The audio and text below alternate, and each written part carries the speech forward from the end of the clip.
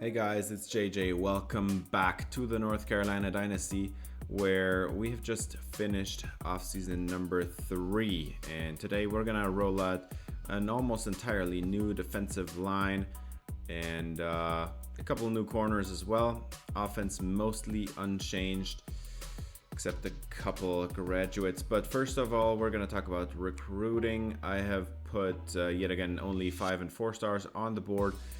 This year is going to be a very small recruiting class. We do not have many outgoing seniors, so I'm just going to recruit 1 quarterback, 1 running back, 2 receivers, a tight end, 1 tackle, 1 guard, 1 defensive end, 1 defensive tackle, 2 linebackers, 2 corners, and 1 safety.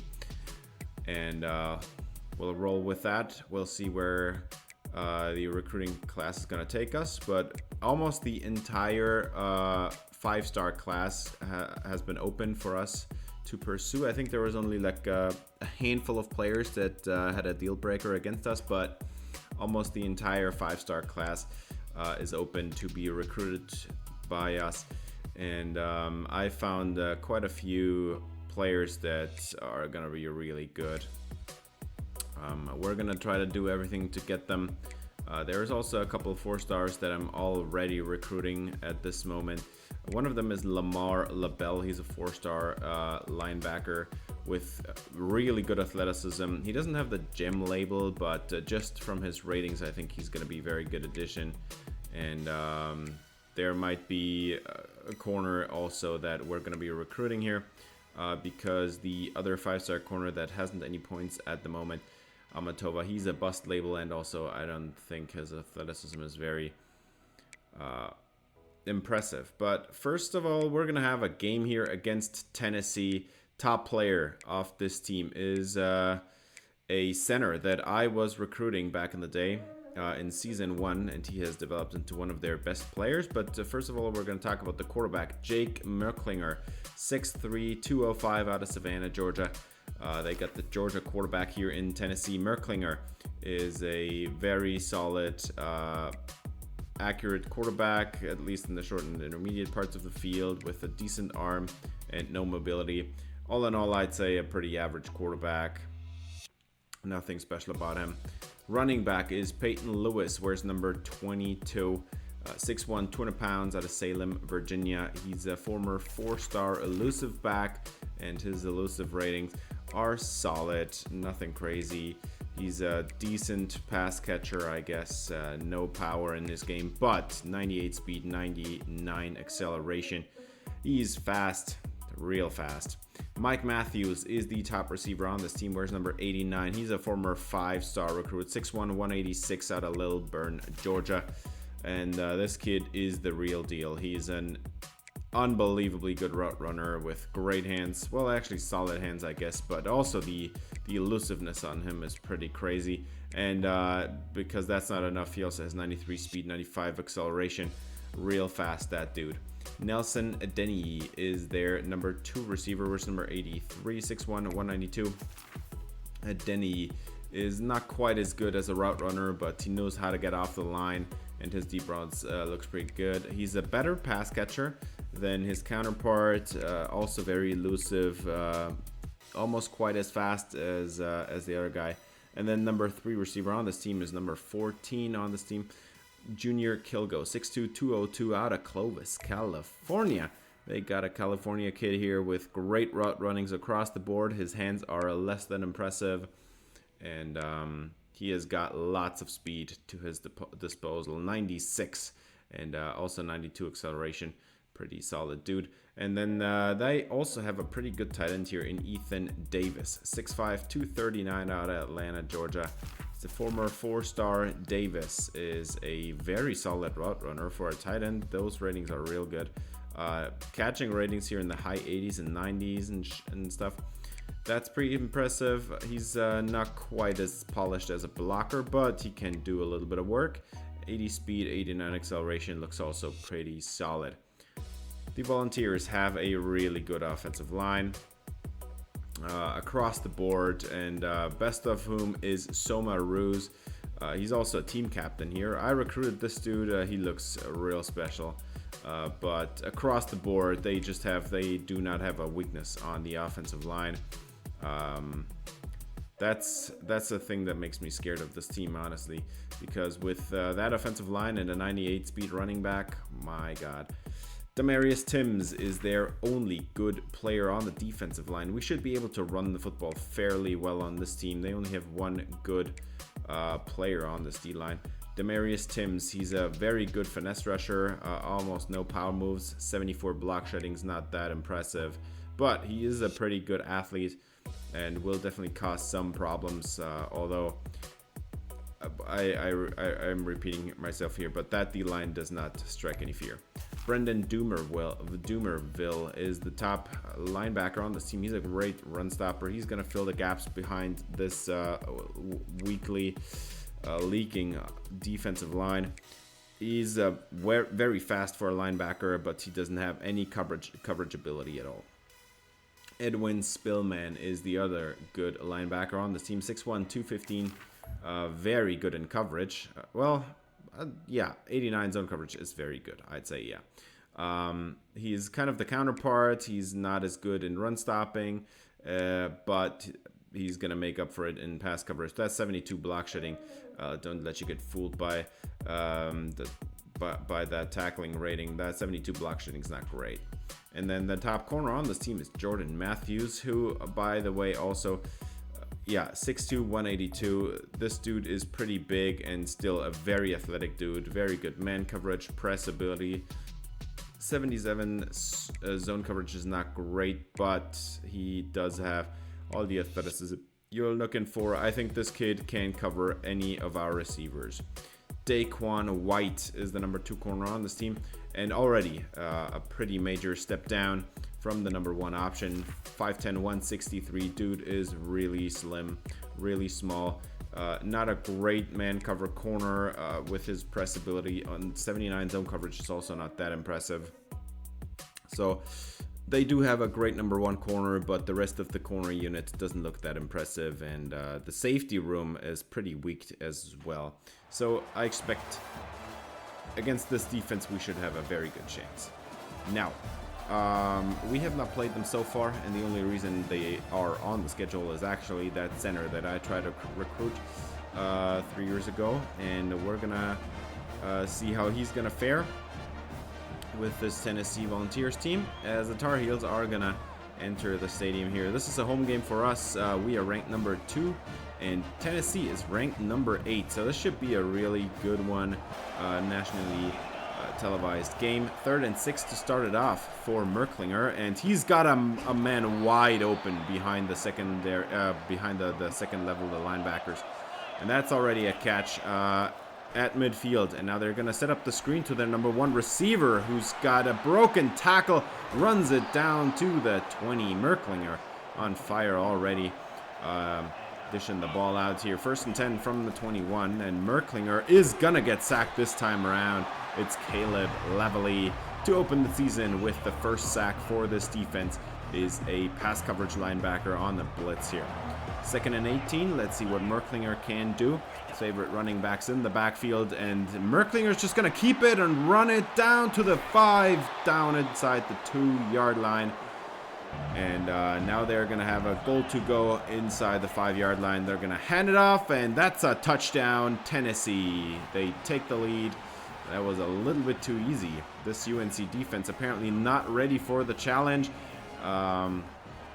Really need to step it up there with a 98 speed running back like Lewis. So let's see what our offense can do. First drive of the season, and Merdinger, he's got a man wide open. That's Jordan Shipp, and he is across midfield already. He had a big offseason boost. He's now 91 overall receiver. 2nd and 9 now, close bunch to the right, and they're going to hand it off to Malik, and there is some running room there. He falls across the first down marker, gets about 10 yards, and move the chains into field goal range. 1st and 10, fullback is in the game, handed off to Costanzo, and nowhere to go. 3-yard loss on the play. Great play by the Tennessee defense. 3rd and 14, Merdinger's got some time, but runs out pretty quickly. Throws it incomplete, overthrowing his receiver, and North Carolina ends up with a field goal. on this possession, so at least we get some points. But it's 7-3 and Tennessee gets the ball back, and there is a massive hit applied there after the reception. Now they're going to have a sack because Merklinger had a play action dialed up and somebody didn't fall for it at all. First career sack for Zach Moma. First ever sack for Zach Moma on this one. And the name is very fitting. 2nd and 16 for Merklinger. Let's see what we can do here. And the quarterback goes down. Again, it's Ashton Woods in the backfield. He had a massive offseason. He's now a 95 overall linebacker. Definitely going to declare after this year, which would be his junior season. And now that we've got the ball back, we're going to dish it out to Jordan Shipp, who gets a first down. Moves the chains. Now we're across midfield. 2nd and 6. Handed off to Malik. He's got some room and fights ahead for some extra yardage. About 15 yards on the play for Brian Malik. 3rd and 8 now. And this is going to be a tough one. And they're going to hand it off on the draw to Malik. And he is going to fight ahead. He gets to 4th and inches. And this is go for it territory. Definitely. Especially with this run game. Kyle Costanzo's the back, and we're going to hand it off to him. First down, and a lot more after that. That's 7 yards for Costanzo. Let's see, 2nd and 5. Costanzo's still the back, and he's going to get the handoff. Runs it down to the goal line. It's a touchdown. UNC up by 3. 10-7 ball game, and Kyle Costanzo, he looks like he never left. 10-7. Or as if there had never been an off-season or something. I don't know. Great play by Costanzo. Now we're going to get back to this 98-speed running back here. Lewis up with a 9-yard gain to start it off. And Steven Slate, the dime corner, seems to be injured. 1st and 10. And Merklinger has a play-action shot. And he has got almost an interception. Cassidy Breida, you need to take it away there. It's right in your hands. You had perfect coverage. This has to be an interception. And there was some room for a solid return as well, right? 2nd and 10. They're going to dump it off to Lewis, and that's a first down for Peyton Lewis. Now they go split backfield and set up a slip screen for Peyton Lewis, and he's got lots of running room. That's another first down, 12 yards. And Merklinger, so far, 7 of 8 for 95 yards. No misses. And they are going to go with Peyton Lewis, who breaks tackles and then fumbles at the end. This one's going to be a turnover. North Carolina takes the ball away. 3 minutes on the clock. Still some time to do some damage here in the second quarter of this game. And this one is on Steven Slate. Dime corner comes back in the game after an injury, and he takes the ball away. Connor Stockey falls on that one, and now Kyle Costanzo has got some running room, runs over a corner. This is the stuff we love to see. Kyle Costanzo with a dominant effort there. 2nd and 10, 4-man pressure. Merdinger is gonna get it away on time. Unbelievable. Brian Malik runs a route in the pattern, and he gets the first down. Great play by the running back. 1st and 10, and Merdinger's pressured, and somebody's wide open behind the defense. That's a touchdown. Buck Stoner's in the end zone, and that's the first receiving touchdown of the season. First passing touchdown of the season, of course, as well. And obviously, we're going to decline that offsides penalty. It's 17-7. Let's see what this Tennessee offense can do after that turnover. And they're going to dish it out there for a first down to Junior Kilgo, the number 3 receiver on this team. 1st and 10 from the 30. Merklinger, he's got some time, and he decides to scramble, step it up, and not quite get the first down himself, but 9 yards. Still good enough. Now they go with a double twin set, and Merklinger, he's got a lot of time, and man, Steven Slate, you had your chance at an interception there. Got to jump up and take it away, man. Instead, first down for Merklinger, and he is gonna throw it to the end zone. Tight coverage, and it's still a touchdown. Tennessee with a Denny, they get the score, and they cut into the lead. It's a 17-14 ball game. And there is still some time on the clock, 45 seconds. And I think UNC still has all their timeouts. Let's see if we can do something as Merdinger gets it away to Buck Stoner. He gets about 8 yards, 3rd and 2 now. And they're going to go hurry up. Let the clock run a little bit, 3rd and 2. And they gonna get it away here. Jordan Shipp has got lots of room down to their own 43-yard line. Timeout taken by UNC. 17 seconds on the clock, 2 timeouts left. So the playbook is wide open. Let's see if they can get in field goal range. 2nd and 6, Merdinger. He's going to reset and get the pass off, and that one's caught by Buck Stoner. Nice grab over the middle from the 34-yard line. They're going to take one last shot at the end zone. Apparently 4 men down the field, and this one's intercepted. Tennessee takes it away, and down goes the corner at the 4-yard line, but time runs out. No points. UNC was just at the edge of field goal range there. They should have just gotten a few yards on a slant to make the field goal a safer bet, and then take the field goal. Instead, they come up with nothing. That target was intended for Marquise Brooks, but Merdinger, I mean, he only has 84 deep accuracy, so naturally he's going to whiff on a few of those, and that ball was underthrown by so much. That was not even fun. As we're going to go to the 3rd quarter now, and the ball goes to the UNC Tar Heels, and Costanzo has a great run up the middle. 3rd and 3 for Merdinger, and he has a 4-man pressured, dialed up for him, and not holding on to the football is Buck Stoner. That's a punt, and the ball goes to the Tennessee Volunteers. After a punt, it's 3rd and 7, and wide open behind the defense. That's Junior Kilgo with the touchdown, 68 yards to the house. And Tennessee, once down by 2 scores, now up by 4 points. It's a 21-17 lead, and well, that was not great coverage by Steven Slate. He has whiffed on coverage a couple times this game so far. 1st and 10, and they're going to hand it off to Kyle Costanzo. He gets 8 yards on the play. His 10th carry of the game. And now they go trips right, Buck Stoner isolated left, and Costanzo's going to get the outside zone give. Lots of room to run, and he can't run over the safety. That's always disappointing to see, but still a nice first down. 3rd and 9 for Merdinger. Catches made, ship down to the red zone. 4th and inches coming up, and you know it. We're going for it. No way I'm not going for it there. 4th and inches. Brian Malik is the back, and somebody jumps off sides, and that one's going to be on the Tennessee defense. They're going to just give us the first down without any play snapped at all. And we're going to have a new set of downs inside the red zone. 2nd and 4. Let's see what Merdinger can do here. Empty backfield, trips to the right, and overthrowing by a mile is Merdinger. Jordan Shipp was wide open, alone in the end zone. 3rd and 4. Somebody jumps offside, and Merdinger is going to get it away, and that one's a touchdown. It's Matthew Ellick, ready, the backup tight end. He gets in there. 2 tight end sets, and we're just going to decline that penalty as well. That's a touchdown for Matthew Ellick already. And now we're up by 3. Tennessee now down by 3. They are going to go with the run to start off this drive, and that's Peyton Lewis with another nice 14-yard run. 2nd and 10, and Merklinger has a 0 blitz sent at him, and that one's going to go down again. Caleb Lavalley with his 2nd sack of the game. 3rd and 16 now coming up for the Tennessee Volunteers. And you got to stop this one, man. And Merklinger is going to dump it off. And wide open is Adeniyi. That's not Adeniyi. That's Kilgo. Oh, my God. And again, Steven Slate on the coverage. That was not great at all. I mean, it's man coverage, but, like, still, gotta have your man. He had like 5 yards of separation, man, and now they get another easy first down, and just like that, they're at the red zone, man. 1st down and 10 into the end. Oh, not quite, but down to the 1.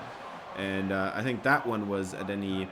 3rd and goal now from the 3-yard line, and Merklinger is going to motion out his running back and flip it out to him. That's a touchdown on the triple option play. It's Peyton Lewis, and Tennessee retakes the lead. 28-24 is the new score. And now North Carolina has about 7.5 minutes to change the outcome of this game.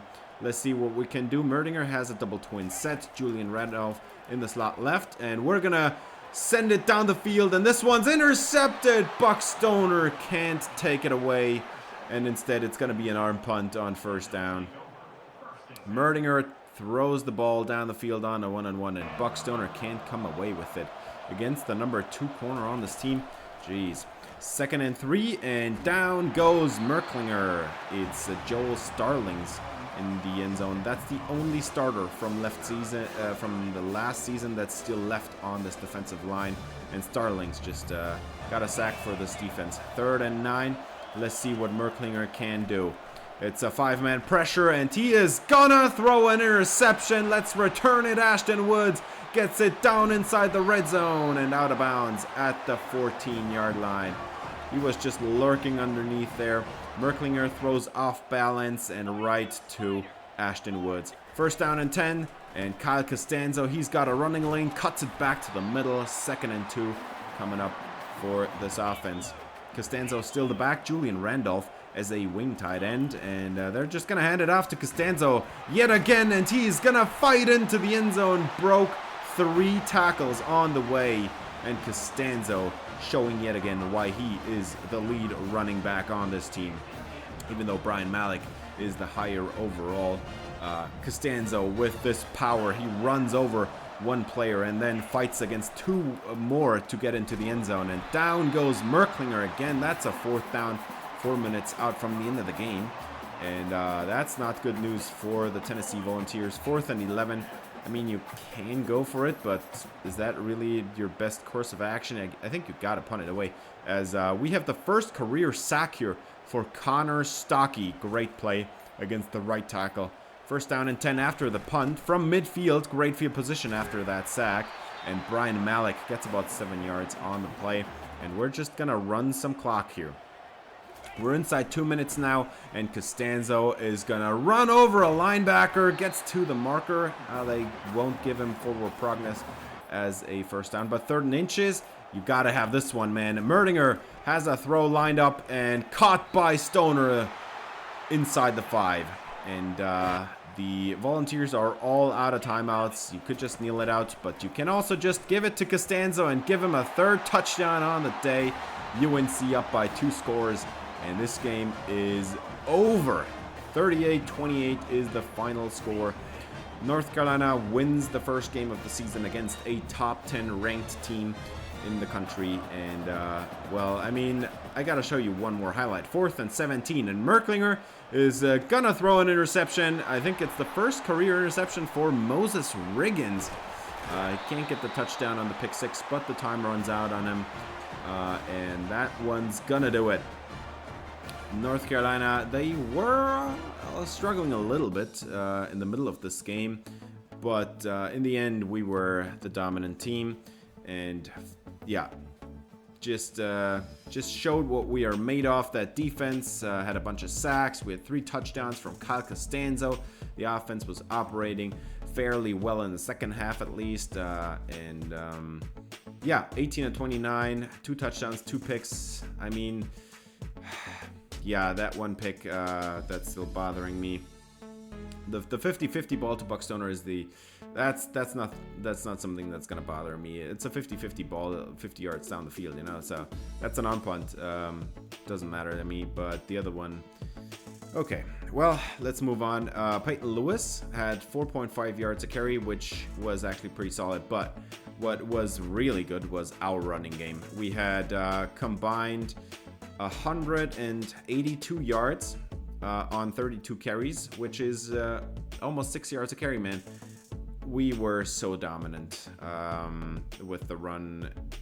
We needed to show that off. We did. The Tennessee defensive line was nothing to write home about. And the only issue we still have is we need to figure out our own defense, because that D-line, I mean, we did get some sacks, but we also allowed some pretty big plays there. We again had a deep touchdown, 68-yard score for Kilgo. We had Steven Slate getting beat like 4 times in this game, and not just like getting beat on like a 5-yard hitch, getting beat on like 20, 30-yard plays or even touchdowns in the case of Junior Kilgo. I had to send a lot of pressure to get all the sacks we got today, and you can see it by the people that got sacks. We had in total 7 sacks, which sounds a lot, right? One linebacker had 2 sacks. There was another linebacker with a sack, and then a slot corner also had a sack. So actual pressure was only 3 sacks. And well, I mean, you could argue that there was some pretty late sacks that you could count as coverage sacks as well. But yeah, this defense needs to have some work, but we did come away with the win in the end. I think it's just because the offense is so well established. We're still the same quarterback, the same running back duo, the same trio of receivers.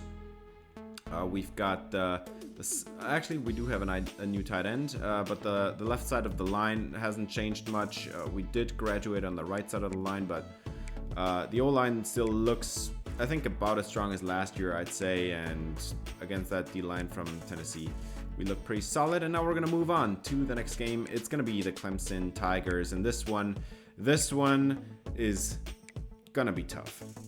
We played them last year twice. We lost both games. One of them was just a regular season game, and the other one was for the ACC championship game. So we're very familiar with this roster, and the quarterback is still Christopher Vezina. He is tough. He's very solid in the accuracy department. He's got enough throw power, and he can run for sure. That 85 speed and 89 XL, that's pretty good. They do have a new running back. I don't think I've seen Jackson Foster before. 5'10", 206. Foster is not a great receiving back, but he's able to catch some footballs. He can't really run routes. He's a decent elusive back. I mean, he's a receiving back, but his route runnings are awful. So I don't know why he's a receiving back, but okay, whatever. TJ Moore, this is the dude to be scared about. We were scared about him last year, and he is scary again this year. TJ Moore is a very solid route runner with amazing hands. All the catching ratings are in the 90s. The elusiveness, the run after catch is unreal potential there, and he has got lots of speed, and he's not like one of those 5'8" receivers. He's a big dude with 92 speed, man. That's something to be scared of. Bryant Wesko, we still remember him. He was the number 3 receiver last year. He has made his way to number 2. Wesko is a solid route runner, actually a very good route runner. The catching ratings need a little work, but again, the elusiveness pretty unmatched for him as well, and lots of speed. Again, 92 speed, 95 XL. He should be fine. Number 3 receiver now is Addison Meeks. That dude is new. He's also a freshman. 5'11", 190 out of Alcoa, Tennessee, a former 4-star recruit. Meeks is a very good route runner. Very good. Top of the line, I guess. 94 release. That's something to be scared about. Meeks, he's not the greatest pass catcher. He's a great route runner. If he's open all the time and you throw it to him, he's probably going to catch it. But in traffic, probably not. 92 speed for him as well. So lots of speed on this team, and a great quarterback with a very good offensive line. Obviously, they're gonna miss their left tackle. Doesn't matter. They still have an 88 overall backup. That 76 overall left guard doesn't scream fear to me, and that center is also not crazy good. But they do have a solid backup right guard that I'm probably assuming it probably plays left guard, and then an 82 overall right tackle. So I think that Clemson offensive line is still very solid, and we're going to have our troubles with that. Now, the defensive tackle that we had last year, I think his name was Woods. He is thankfully gone. We're not going to have to play him, but we're going to have to play his number 2, Stephylen Green, or however you want to pronounce his name. He looks real good. A great run stopper, very solid pass rusher overall, great athleticism. He's something to be scared of, but the rest of the D-line for Clemson honestly doesn't look that great anymore. The 2 edge rushers that we were scared about last year, they're gone. So it's not the same D-line anymore. They also had to replace a lot of talent just like us. Top linebacker on this team is D. Creighton, and Creighton is a very good pass coverage linebacker with 60 block shedding. So in the run, I'm not expecting him to make a lot of splash plays, but against the pass, he should be pretty solid. And then they've got Maurice Hepburn, we've got Jason Hepburn, and sadly they are not brothers, but they might be cousins, I guess. Both of them linebackers, by the way. Maurice Hepburn, and not just linebackers, outside linebackers. Hepburn is more of a pass rushing dude, however, with a solid run stopping upside. 78 zone coverage isn't even half bad. Kind of reminds me of Josh Hines-Allen, and lots of speed for him as well. So great athletes with some pass rush ability, some pass coverage ability, and some run stopping ability. Dude looks good. Top corner, we're finally not going to have to face Avion Terrell anymore. Instead, it's going to be my son Kelly with great man coverage ability, but that zone really needs some work. 93 speed is good enough to make up for a mistake or two. Corian Gibson is the number 2 now. 6'1", 180 out of Fort Worth, Texas, former 4-star. He's a zone archetype corner with 88 zone coverage, 82 play rec. That looks really good right off the bat. 84 catching, but that man in press is just utterly awful. And if he whiffs, I mean, he does have the makeup speed at least. Joe Wilkinson is the top safety on the team. He looks really good. 6'1", 180 out of Rome, Georgia. Kind of interesting that there's a Rome and an Athens in Georgia, but okay. Wilkinson has very good run stopping ability. Actually, for a safety, those ratings are real good. Coverage, not quite. 77 zone, that's not great for a safety either. 93 speed, if he whiffs, he can make up for it. And then Ricardo Jones, 6'2", 190 out of Warner Robins, Georgia. Clemson apparently recruiting exclusively from Georgia. Ricardo Jones is a very good cover safety with great hands. He also has the bronze house call ability and the bronze knockout ability. So in coverage, he's going to be fine, but the run defense needs some work. 90 speed is very solid. And yeah, remember, we lost against them twice last year, and there is something to work on. We need to win this one. First conference game this year, and again, technically I think we should be the favorites. Also, we are ranked number 1, they're ranked number 4, so it's gonna be a tough game no matter what, but technically I think we have the better roster. But this is an away game in Death Valley. Don't know how this one's gonna shake out, but we're gonna give it our best, and hopefully we can do any audibles at all, I guess. Clemson has so far been our arch nemesis, and we're gonna start on offense, and this one's gonna start just like we expected it. Darian Mayo, the edge rusher, gets Merdinger in the backfield. 2nd and 17. Let's see if we can do something to get them back. As Costanzo, he is gonna fight ahead and fumble the ball out of bounds. Well, that's not a good start at all for us. 3rd and 13, we can't convert, and the ball goes to Clemson after the punt, and wide open. Oh man, I think that's Brian Wesco, and he's got the first down as well. That's unfortunate. And across midfield as well. 3rd and 10, Vizina has lots of time, throws it, and intercepted! It's Steven Slate, who had such a bad first game. But again, he forces the turnover, just like in the first game. It was a fumble in the first one, but this time he actually gets an interception, and Vizina does not look happy at all. Let's see if we can get some points out of this one. 3rd and 5 for Merdinger, and zero blitz is there right away, and Ship is going to run away from the linebacker, and that's one's going to be a touchdown. They brought the zero blitz. Don't know if it was a linebacker or a safety, that number 40 dude, but he was too slow to catch up to Jordan Ship, and that's a touchdown, North Carolina. 7-0. And let's see if Clemson can respond. Vizina is going to hand it off to Foster, and he has got nowhere to go. Joel Starlings and Caleb Levely in the backfield. 3rd and 9 for Vizina. And the pressure is coming in, and again, somebody did not jump up for the interception. This time it's Ashton Woods. Gotta have it.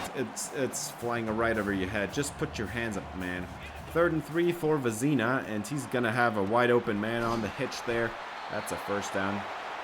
And an injury timeout. That's bad news. Zach Moma, our top defensive tackle, the only one on the D-line that really stepped it up in training this offseason. He's now injured. Let's see. Oh, man. This is continuing. Okay, I see. That's a 24-yarder, and that's not actually Brian Wesco. It's Ronan Hannafin. I still remember that dude. 2nd and 11 for Vizina, and he has got an open man again. This one is on Parker, and a first down. Actually, not Parker, Moore. Parker is the one that's graduated. And then they're gonna run it with Foster. Get down to the 1-yard line. 3rd and goal. Let's see if they can get in. Vezina handed off to Foster. That's a touchdown. Diving into the end zone is Jackson Foster, and Clemson ties up the game at home after that interception. Everything's back to 0, and Merdinger, 2nd and 7, get it away. There is Ship again, and he's got another first down, 10 yards on the play. Ship looking pretty solid this season so far. First and 10. This is probably one of the last couple of plays before the first quarter is over, and we get 9 yards out of it from Jordan Ship. Now we're in the second quarter, 3rd and 2. And we're going to motion Ship across the formation. Merdinger is going to get it away. Wide open, Buck Stoner. That's a first down and a lot more. Down to field goal range. And they're going to move the chains. 1st and 10 from the 29. Motion for Kyle Costanzo. And we're going to throw it to Costanzo. And the block is not thrown. Costanzo has to run him over. Man, Buck Stoner, you need to throw the block. He might have been gone with that speed. Instead, we get 8 yards. 3rd and 2 coming up now. Handed off to Costanzo. Lots of running room. Bulldozing the safety. Just what we do here at North Carolina. We've got the power backs to churn out. 3rd and 4. And Merdinger, he has got his man in the end zone. It's a touchdown. Buck Stoner gets the score after all, even though he whiffed on that block earlier. He got the touchdown. It's 14-7, and there is 5.5 minutes left in the first quarter, in the first half, I mean.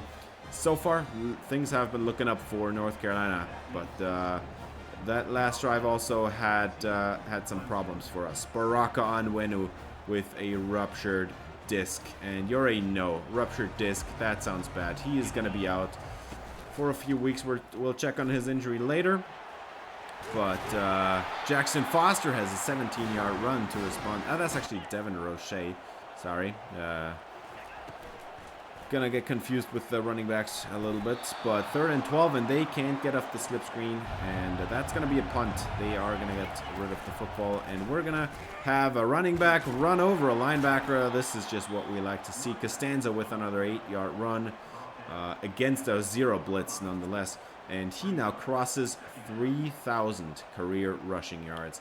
He is chasing records here. 3rd and 2. Let's see. It's Malik. Not going to get there. That's a 4th down. We went to 2nd and 2, and we didn't get a first down on the ground. What is happening to this offense, man? And, yeah, we punted back, and Clemson is going to get sacked. It's Ashton Woods on the 0 blitz. He gets to the quarterback. The middle linebacker takes him down. And let's see what it was. Zena. They get 6 yards back on 2nd down, and now 3rd and 10. And they're going to set up the slip screen. And the blocking is perfect for Jackson Foster. He gets the first down. 12 yards on the play. And they're almost at midfield now. 1st and 10 from the 47. And Vezina has a 4-man pressure and wide open between the zones. That's the tight end. And a first down at the 41. Marcus Dixon on the catch. 1st and 10 from the 41. Vezina has Jackson Foster in the backfield, but dumps it quickly underneath to Ronan Hannafin. 1st and 10 from the 28, and Vezina is pressured by 4 men as Joel Starling's got in the backfield, and they have another completion. I think that's Dixon again. 2nd and 5. Vezina has Jackson Foster in the backfield. They're still going to throw it, and wide open. That's a touchdown. It's TJ Moore, and Clemson ties up the game at 14. Tied game at 14, 26 seconds on the clock. Can we do something with this arrangement here in North Carolina, or is 26 seconds not enough? We're gonna try. 1st and 10 from the 17. We're just gonna throw the deep ball here, I guess. No, we don't throw it at all. It's a sack, and 2nd and 17. Timeout taken. I don't know why they did that. They threw a couple more deep shots, didn't work out. Tie game at 14 at halftime. And of course, if you enjoyed the video, I would appreciate if you gave it a thumbs up, subscribe, ring the bell for notifications, as we're having another shakedown here between North Carolina and the Clemson Tigers. Tigers take over in the 3rd quarter, and Vezina is going to motion a receiver across, hand it off, and the 0 blitz didn't work out at all. 6 men in the backfield, and still we can't get him. Jackson Foster with the first down run. 1st and 10 from the 34, and they're going to have a quarterback keeper, and it works out to perfection.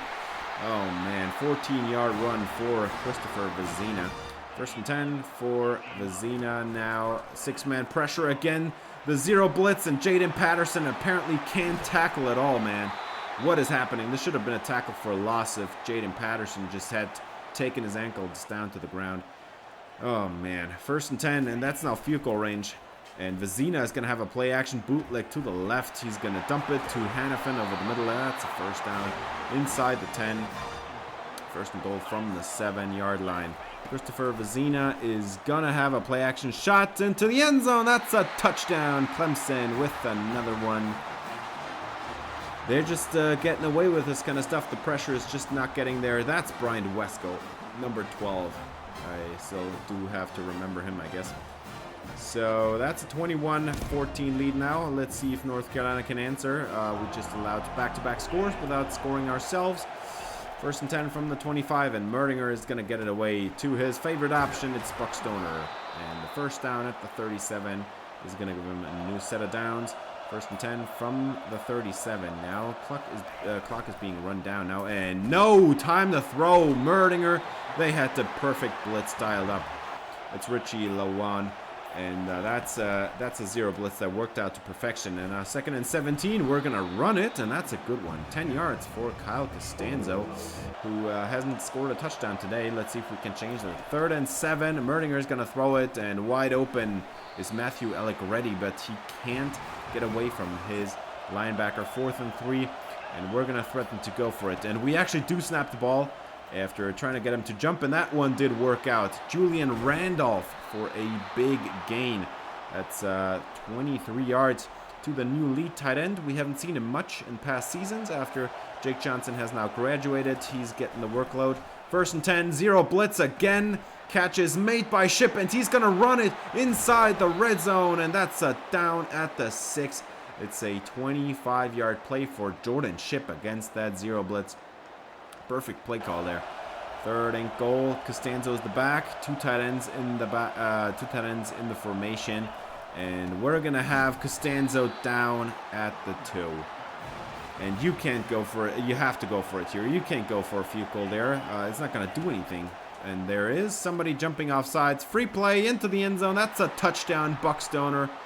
And we're just gonna decline the penalty, tie up the game at 21, and Clemson gets it back with 3 minutes left in the 3rd quarter. Vezina has 2 backs in the backfield. He's going to motion out Jackson Foster. And again, Ashton Woods standing right there, not putting his hands up to take the interception. Instead allowing a completion for a 1st down. 1st and 10, and that one is made by Moore. That's a 1st down, 10 yards on the play for TJ Moore. 1st and 10 from the 40 now, and again a 2-back backfield. They're going to hand it off to Foster, and he loses 5. That one's on Connor Stockey to catch up from the backside. 3rd and 17, and now you got to get off the field, get your offensive football back. Vezina wide open, and that one is going to go down to the red zone. It's Marcus Dixon inside the 20. And now 2nd and goal from the 1. Vezina gonna hand it off to Foster into the end zone. That's another touchdown. A 2nd dive for Foster, and Clemson 28-21. It was 3rd and 17. We could have gotten off the field, but no, we had to let a tight end get wide open and have a 50-yard play on us. What is happening to this defense, man? Slip screen set up for Malik. He's gonna get the first. No! He fumbles it away! And this one's gonna be recovered by Clemson. Scoop and score. Touchdown. Clemson up by 2 scores. 35-21. Moments ago, we were at a 3rd and 17. We could have gotten the ball back after the punt and gone for the lead ourselves. And not even 2 minutes later, the game is almost over. 35-21, and the pressure is coming in for Merdinger, and the catch is not made this time either. Jordan Ship can't hold on. And the ball goes back to Clemson. 9 minutes on the clock. Gotta stop him right here.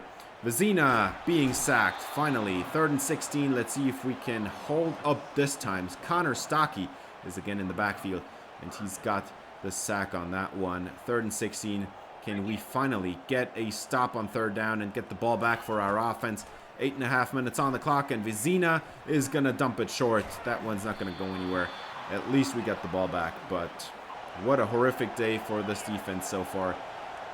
2nd and 6, Merdinger gonna get it away on the slant, and Buck Stoner is down to the 17. That's a 12-yard gain. They had a great punt, by the way, down out of bounds at the 5-yard line as Merdinger tries to set up another slip screen, and first down is achieved by Kyle Costanzo.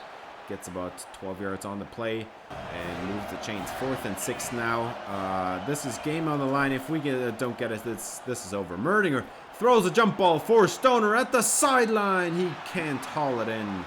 That's a turnover on downs, and we're just going to jump ahead to the end. I know it's been abrupt, but we could not move the ball at all. I don't know why, but it kind of felt like the game was scripted here in the second half. It was, I don't know what happened, man. 3rd and 17, and they get like a 50-yard bomb to a tight end. What on earth, man? And because that's not enough, they go up 28-21. We get the ball back on the first play possible. They get a scoop and score, a touchdown off of Brian Mellick's slip screen, man. I can't believe that just happened. And yeah, 50% completion percentage. That sounds about right, man.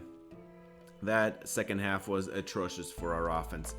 I had to go for it multiple times on that third quarter drive to even get a touchdown at all.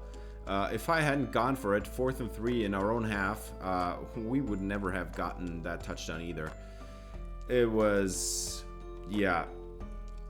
just an absolute slaughtering, honestly. But on the other hand, I mean, you kind of have to recognize that Vizina is just a good quarterback. He always sees the open man, and we can't create pressure like we were able to last year. We don't have the same talent anymore. The good news about that is, apart from 3 defensive tackles, only one of which is starting, nobody's going to graduate this year. So our edge rush next year is going to be unbelievably good if we get some training results. And on the other hand, you just have to recognize they have 3 great receivers, actually 4. They have a good tight end and Marcus Dixon. They have a solid O-line. We couldn't create pressure, and when I tried to force it with some zero blitzes, it didn't work out. We were beaten in coverage. There was just no winning. Either I don't blitz and they just have an hour to stand in the pockets, and Vizina is just going to find the open man eventually because no pressure comes home. Or, and that's the alternative, we zero blitz and risk somebody getting exposed for a 68-yard touchdown or something.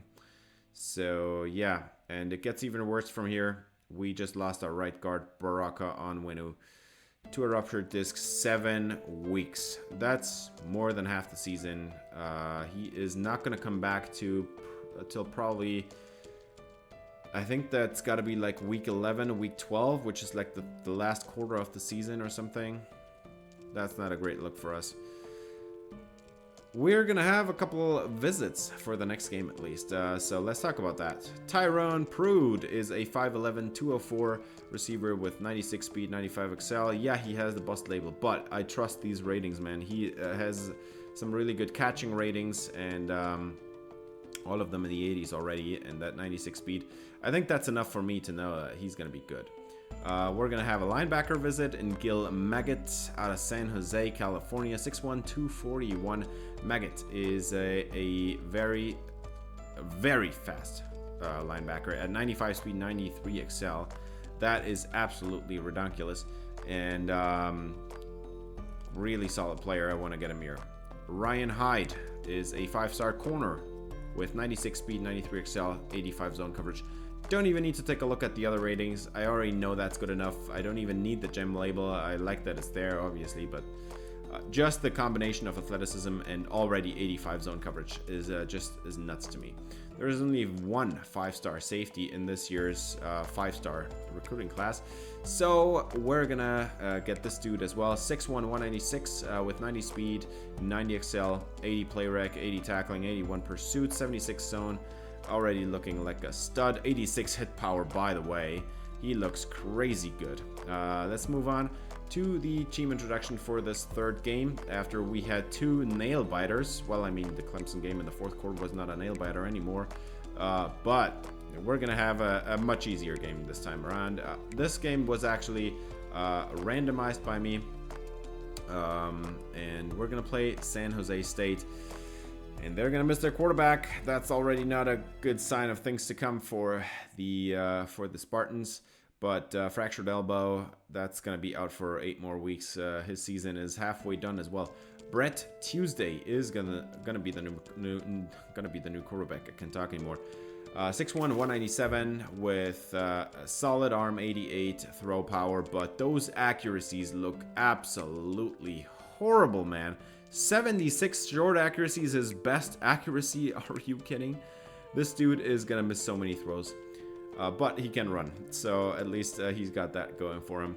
Top running back on this team is Darren Bale. Where's number 30? Bale is 5'9", 204. Is apparently a receiving back, but honestly, I mean, he can catch the football, yeah, but those route runnings, that's just abysmal, man. Not a great elusive back and a pretty horrible power back, but at least he's a good athlete and he can catch the football. He can do a little bit elusive stuff and stuff, but not afraid of this running back. Cooper Hoke is the number 1 receiver on this team. Wears number 17. He's a very solid route runner. Probably manning the slot with that skill set, I'm guessing. Great hands. He's got some elusiveness, and he's got more than enough speed. So this receiver actually, to me, he's an 80 overall technically, but he looks more like an 85, 87 overall to me with those ratings. I don't know. Number 2 receiver on this team is Roy Gardner. Where's number 20? Dude, you're not a running back. Get a new number. Gardner is a solid pass catcher with decent route running and okay speed. I guess just a regular number 2 receiver on a squad like that. And let's take a quick look at the O-line. They've got an abysmal left tackle, a hurt left guard who is going to be replaced by an even more abysmal left guard, backup left guard here in Agramonte. 68 overall. Dude, even though our D-line is not what it was last year, geez, that's not going to end well. 81 overall center, 76 overall right guard. And at least the right tackle looks somewhat solid, 85 overall. But overall, this offense really lacks some star power. Defensive line, they only have 1 good player there. It's Terrence Ragas. Terrence Ragas is a good run stopper with some solid athleticism and no pass rush ability. I mean, I'm not scared of this dude. Just this dude alone, we can handle that, man. We're gonna run the football a lot in this game. I can already tell you, man. Against this D-line, that's not gonna be tough at all. Top linebacker on this team, and also the only solid linebacker on this team. He's a pass coverage dude, 80 zone. That's solid, I guess. Not a great athlete. Not a lot of run stopping. Not 68 head power. He's not gonna force any fumbles, man. That 72 block shed is somewhat okay, I guess, but nothing to write home about. And then the top corner on this team is Darian Cobb, 6'2", 203, out of San Diego, California. Cobb is a man cover corner with no press ability and actually some very good zone cover ability. Doesn't have great hands, but 85 zone coverage is actually really solid. So as long as they're not going to press him or make him press receivers, he's going to be good. Greg Bradford is the top safety on this team. Doesn't look half bad either. 5'10", 208 out of Clovis, California. We've heard that town before today. Zone coverage at 71. That's an issue, definitely. That's just that's horrible. For run support, I mean, he can do a little bit, but that's not much. And 65 man coverage is even worse. 87 speed, that's not going to do much. So in total, we haven't played him yet, but this has to be a blowout. There is no way this is not a blowout. We have to absolutely annihilate them because we are by so much the better team. It's not even close. Not even at all. Not even a little bit. This needs to be an absolute blowout. After that game we just had against Clemson where we were blown out, we need to have a little bit of vengeance, I guess. Just coming back to the Clemson game, just for a second here. Oh man, that secondary was nuts. I did showcase them before the game. 2 corners and 2 safeties. They just have such a good secondary. We were not able to really throw the ball much. They had a lot of pass breakups and stuff, but this game needs to be a lot different. And we started off with a 15-yard run to Brian Malik, and because that was not enough, we're going to get 13 yards for Kyle Costanzo as well. And we're just, as long as we keep the ball on the ground, I think we're going to be set. That's a broken tackle by Kyle Costanzo, gets another 8. Now Brian Malik checks in. And this is actually a read option call, and obviously we're not going to hand it off to the quarterback, man. We're just going to hand it off to Brian Malik, let him do his thing, get about 10 yards, and another first down. 3rd and 3 now, and we're going to have to throw it, actually. Let's see what Merdinger is going to do. And he is just going to whiff, absolutely whiff, on his number 1 receiver. Are you kidding me? Where's the 96 medium accuracy there? 4th and 3, we're just going to go for it, and Kyle Costanzo does not have it. It's turnover on downs. San Jose State actually survives the first wave of attacks from this UNC team. And by the way, this is a home game. We cannot be having this kind of stuff at home. Are you kidding me? We're in like a 25-game win streak at home.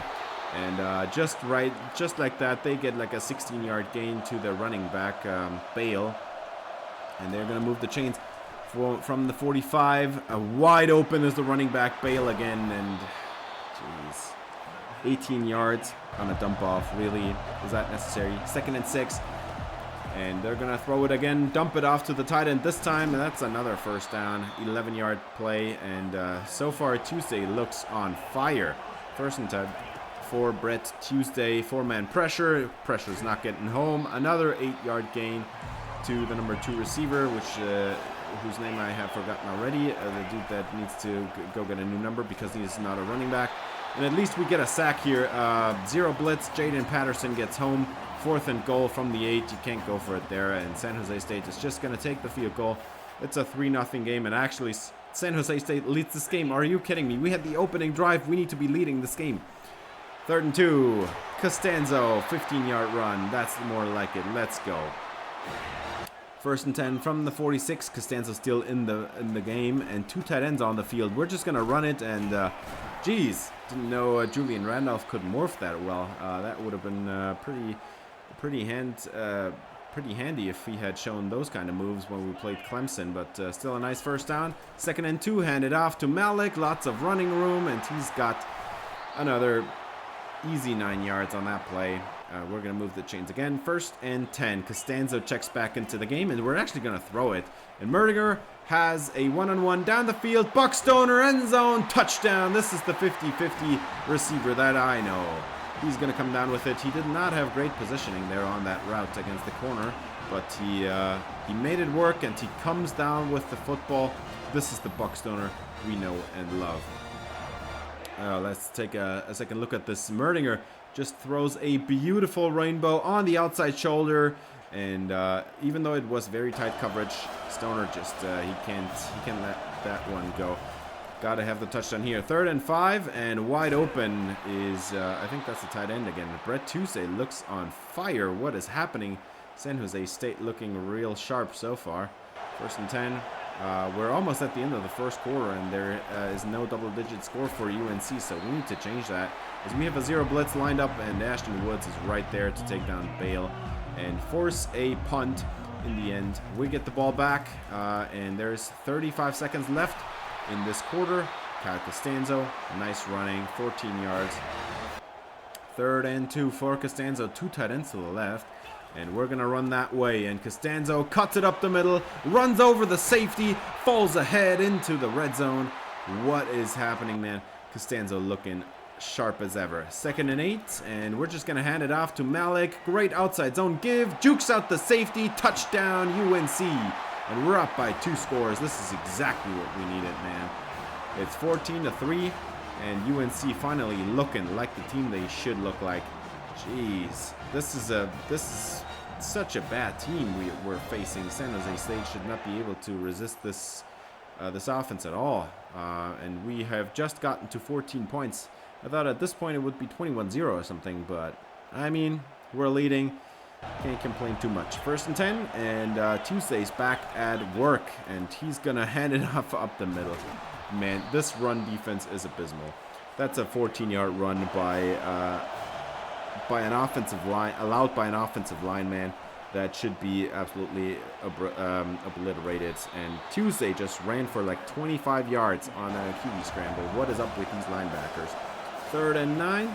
Brett Tuesday. Finally a tough 3rd down to face, and the pressure is not getting home at all. And down at the pylon, out of bounds at the 1. Are you kidding me? That's the running back bail.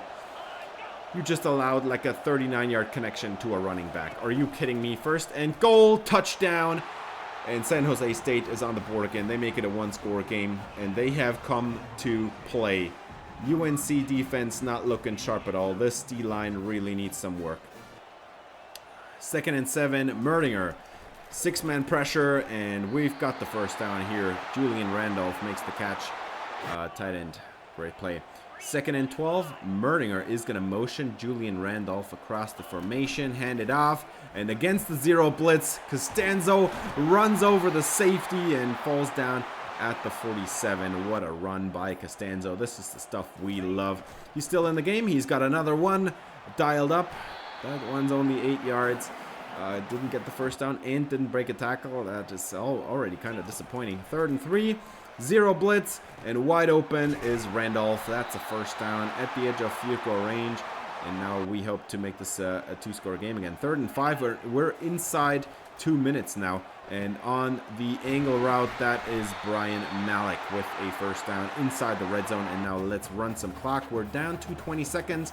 3rd and 8. Let's see what Merdinger can do here. It's his favorite target, Buck Stoner, and the Stone Man is down inside the 10. Get the 1st down at the 5-yard line. 2nd and goal from the 5 with 12 seconds. Malik up the middle, and that's a touchdown. He falls in with his back and scores a 2-score lead now for UNC. It's 21-10. So far, this game has not been fun to watch, honestly, because how on earth does San Diego State have 10 points on the board? Are you kidding? What is happening to this UNC defense? We need to look a lot better than this if we want to compete for a national championship again this year. So far, very disappointed. Let's see if we can finish this possession quickly. And yeah, that's what I like. 3rd and 2, and Stocky just absolutely annihilates the running back bail there. 3rd and 8, and Merdinger has a 0 blitz sent after him, and that one's going to be a 3-and-out. What is happening? Punted back to San Jose State. They get the ball back, and they have a chance to cut into this lead. And this one's intercepted, bobbled a couple times, and Kareem Fallin. He is back for some more. He's got the interception inside the red zone. He is tackled, and now that's a great chance to make this a 3-score game and never let San Jose State come back in this game. But seriously, this defense needs some work. This was a pretty lucky interception, all things considered. 1st and 10, handed off to Costanzo up the middle, falling ahead, getting 8 yards is the power back. 6'1", 230. Dude looks great. 1st and 10, and this time Merdinger hits the play. We have had this one dialed up. I think it was against Clemson, and he just whiffed and threw it like in the third story or something. I do not know what Merdinger was doing back then, but this time he hits it. It's a touchdown, 28-10. And let's see if San Jose State can come back in this one. 3rd and 7, and Tuesday has no time at all. This time he goes down. Zach Moma is in the backfield.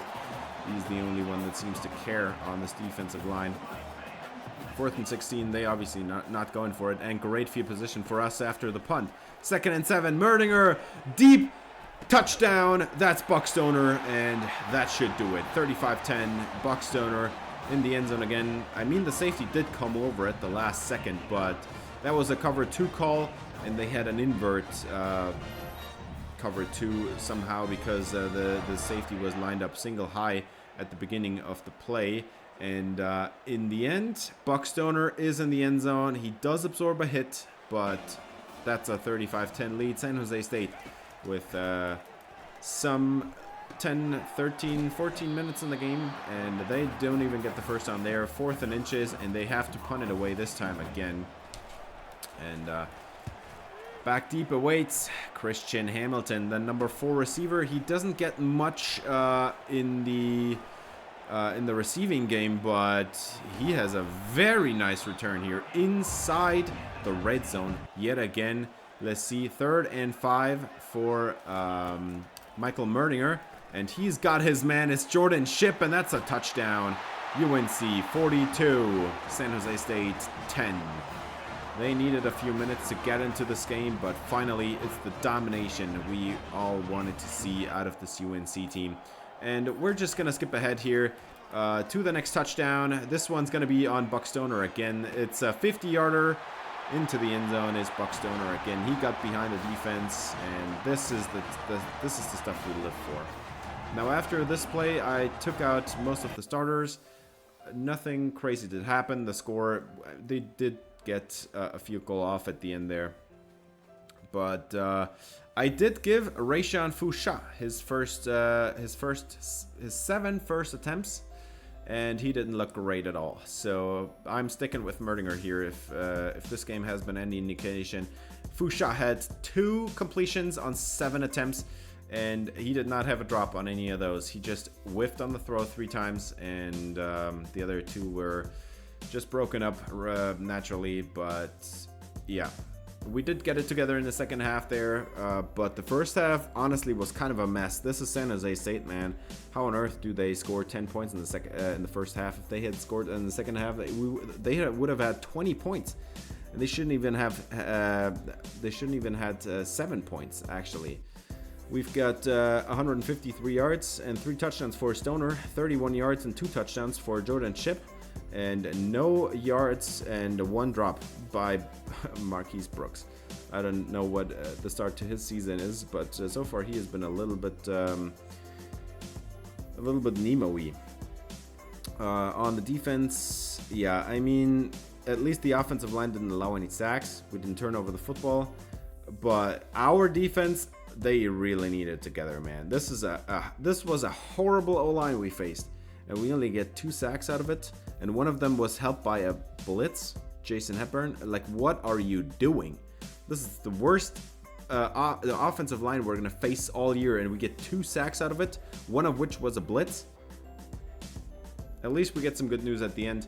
Tyrone Prude, wide receiver from California. He's our first commit this year. He's the one with the bust label, but I don't care, man. His speed is generally dangerous. I think he's going to be he's technically a deep threat, but I think he's going to be very dangerous out of the slots. He's going to be so good doing the stuff that Jordan Shipp is doing right now. That 96 speed, 95 excel. All the 3 catching ratings are in the 80s already. 78 release, actually. It doesn't sound too bad either. Maybe he can play outside. But I know he's going to be good. And he's got a bunch of abilities already. So not worried about that bust label. And yeah, at the end, there's just the conference to talk about. Obviously, that San Jose State game was an out-of-conference game. So we only have 1 game in conference so far, and we lost it to Clemson, who, by the way, is 4-0. Are you kidding me? South Carolina is 3-0. It's going to be a 2-team race in the South again this year. And this, I don't know. If we're going to continue to play like this, I don't know if our defense has to take has got what it takes to win this conference. And it's been a couple of years now since we won that ECC championship miraculously in the first year. It's been a couple of years. We didn't make it in the second season at all. In the third season, we lost to Clemson. So if we want to make it, I mean, the road goes through Clemson again, I think. Or South Carolina makes it. But either way, this one's going to be real tough because all those teams, North Carolina, Clemson, and South Carolina, were all ranked in the top 10 at the moment. So there's some work to do. Next episode, 3 easier games, definitely. Wake Forest is going to be the first one. And then I think it's Liberty and James Madison or something. Definitely going to be easier than what we just had with the 2 top 10 games in this episode.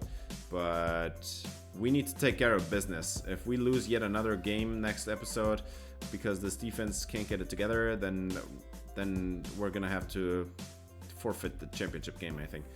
But that's going to do it for this episode. Thanks for watching. If you enjoyed, please leave a like and subscribe for more North Carolina Dynasty. See you in the next episode. Until then, have a great day.